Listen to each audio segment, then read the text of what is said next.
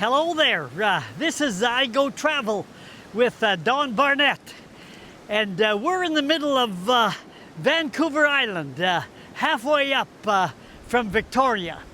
And we took a little trip west across the island out to the Pacific Ocean on the far west side. We started our tour in the Parksville area here, went over to Port Alberni, and then down to the coast to Bamfield on a new road there. And then we retraced our steps back to Port Alberni and took Highway 4 out to the coast, visiting both Ucluelet and finally Tofino. Rathtrevor Beach Provincial Park near Parksville, midway up the island, is a big and nice campground to stay in. But it fills up over the summer, so make your reservations on the early side. So there's no seawall here, but in contrast to a seawall that looks clean and tidy to people, the beach, the natural beach, remains natural. In natural beaches, there are homes and food for birds, bugs, and bigger wildlife like deer, and so on. Natural is a healthier climate than the man-made artificial concrete walls along the shore. Big rabbits hop around. Numbers get also big. Too many rabbit holes. Vegetation roots get eaten that destroy the plants. So every once in a while the park has to do a cull on the rabbits. A park sign along the beach warns against eating shellfish in this area, especially if you see a red color in the water.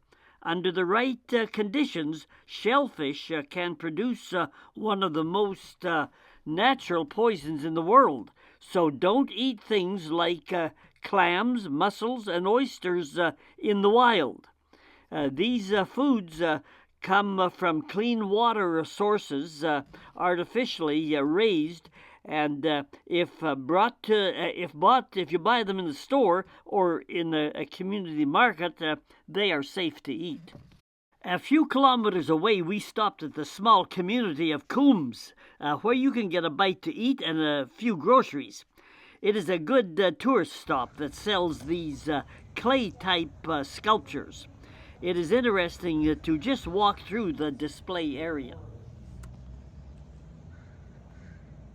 A couple of big lions here. They sell dresses and books.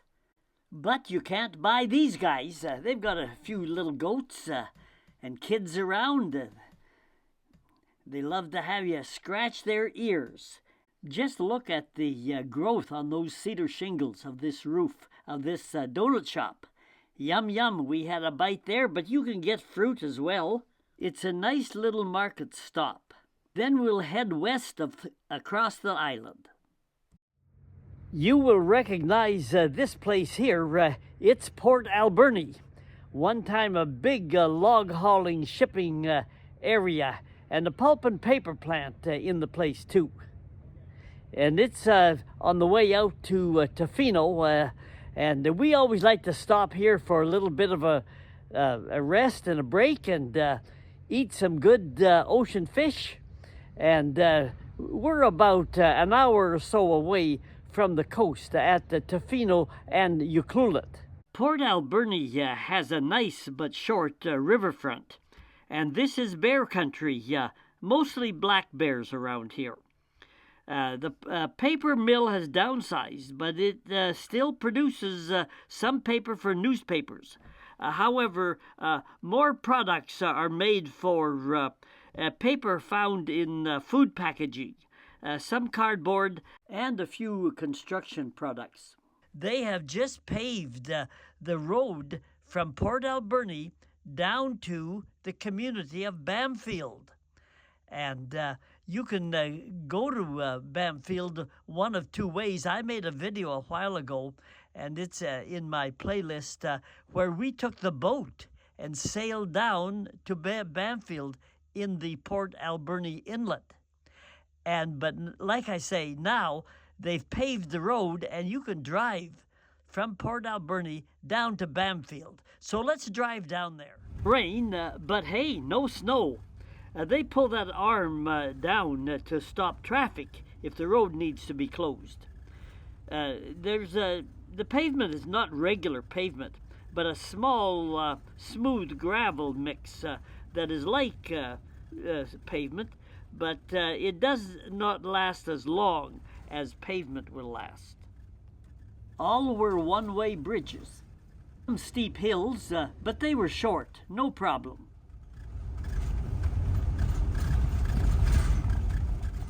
Just take your time and you will enjoy the drive.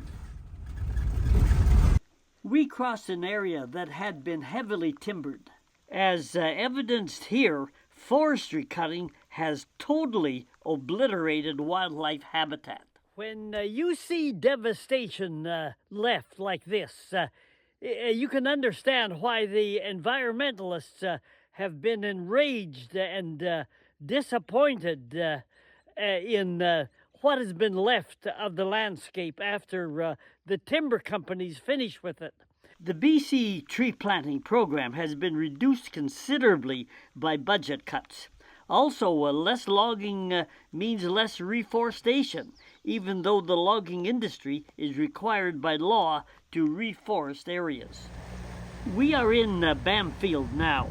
More building is expected now that the road to here is paved. You have to go by boat across the water where there are some houses.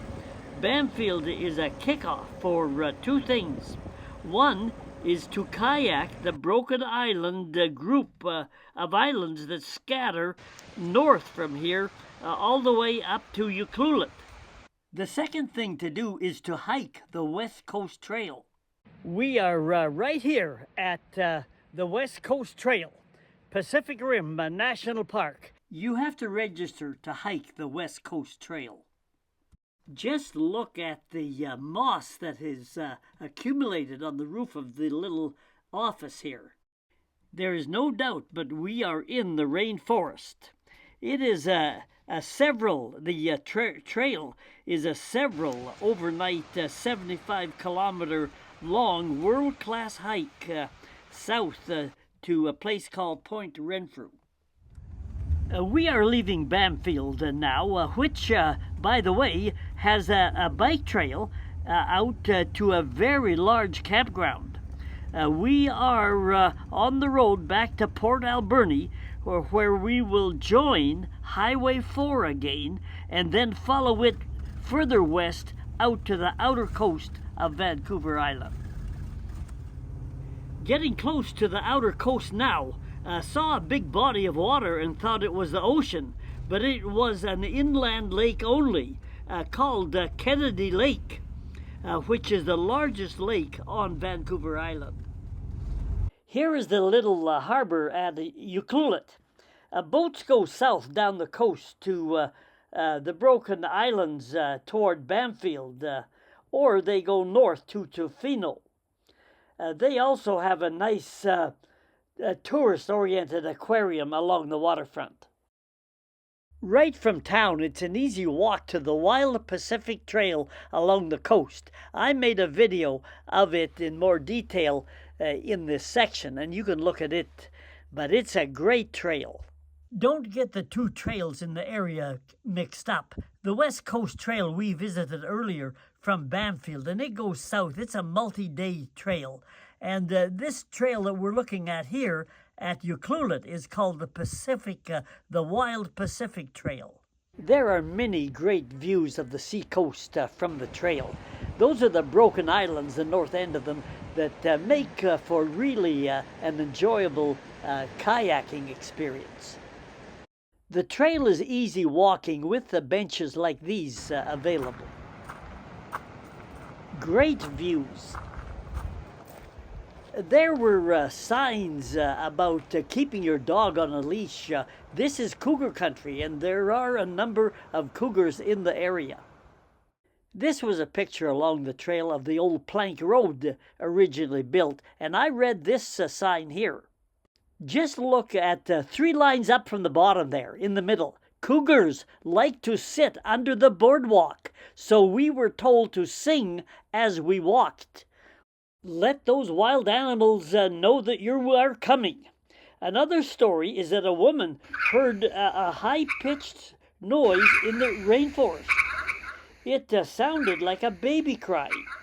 She started to walk through the thicker woods toward the sound, and then realized that a cougar can make a similar sound. She quickly retreated back to the main path. I told my wife to lead the way, ladies first. I'd be right behind her, and it was a thick rainforest kind of a trail. I would be able to clearly see a cougar if it jumped out of those bushes at her. The trail ran by this no longer used lighthouse, and it was reconstructed from the early days. Big storms made this area part of the graveyard of the Pacific. This was a gun along the trail from the 1920s rum running days.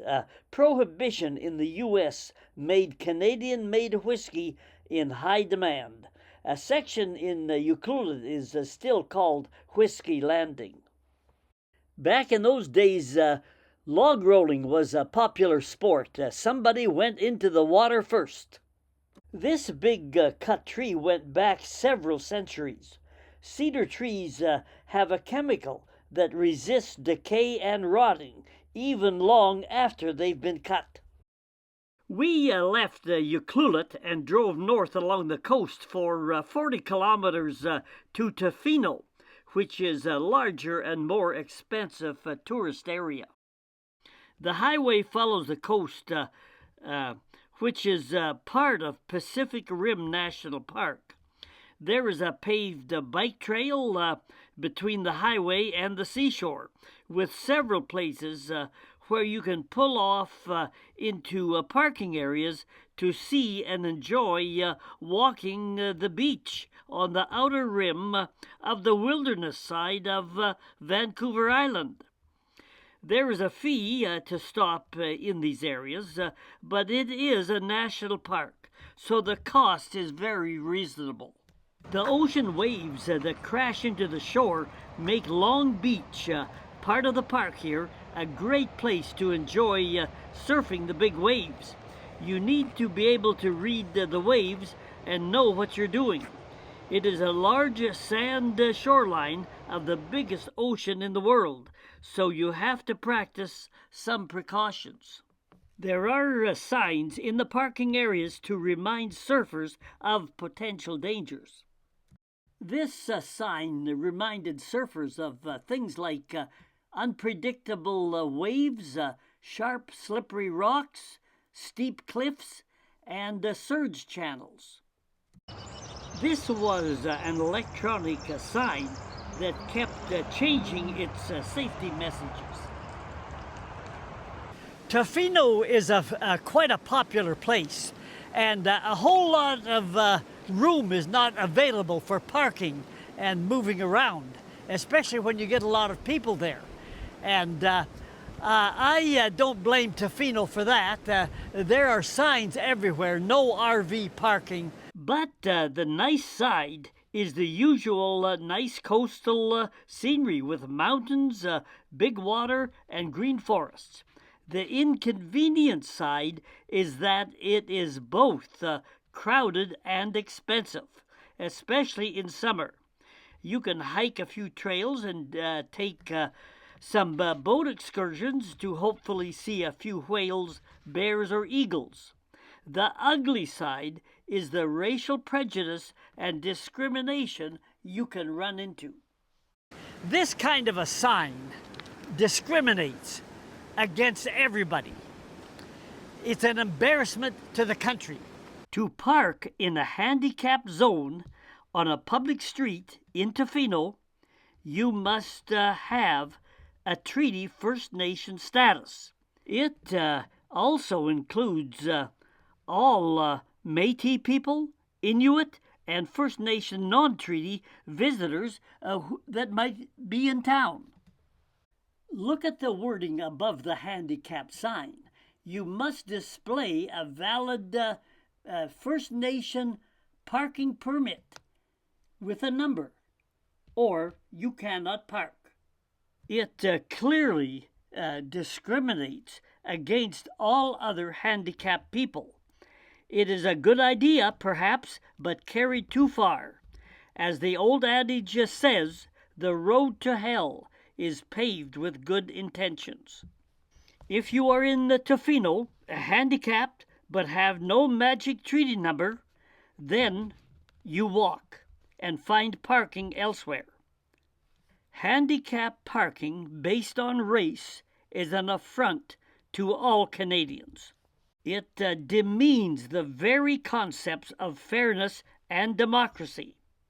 First Nation special status should not mean discriminatory or racist rules for those not favored by that favored First Nation group. It is un-Canadian. It is the height of prejudice and discrimination, and it's right out on a public street in downtown Tofino. Indigenous people are now well educated and smart to begin with. They know when to cry foul, when to cry, I am a victim. It has worked with the Canadian government time after time after time. This example of elevating one particular group is not limited by any means to the community of Tofino. It is rampant across the country. Indigenous people now have special fishing and hunting rights, free access to national parks. They have been granted land and business opportunities that have enabled Indigenous-owned corporations to become the wealthiest and most influential in local areas. While this may have been a good thing, when does the gift-giving curtail? There are concerns that if you buy property in British Columbia, you may or may not own that land. Years down the road, decades down the road, Indigenous people, First Nation people, can potentially lay claim to that land, and you find out that your home is not really your home. Anytime you enhance one particular group and make them special, then automatically it discriminates against all other groups and all other people in the country. And that's what has happened in Canada to a large extent. If this Tofino sign means anything, it means that the tail is indeed wagging the dog. So what can we do about this kind of a thing? Well, you can write to your Member of Parliament. Maybe in British Columbia it might be appropriate to write to the office of your MLA. And you can file a complaint to the Canadian Human Rights Commission. The phone number is on the screen. If you live in Tofino, you might approach one of your local council members. They're the ones responsible for public signs in public places. Okay, hit the subscribe button, and that will tell you when we're posting more videos of new places on the internet. We're looking and enjoying and thinking and appreciating this country. If you want to see more videos, just do what it says on the bottom there. Google my name and the number 5090. And then click on my name, hit the word playlists, and scroll down. Each playlist contains several travel videos.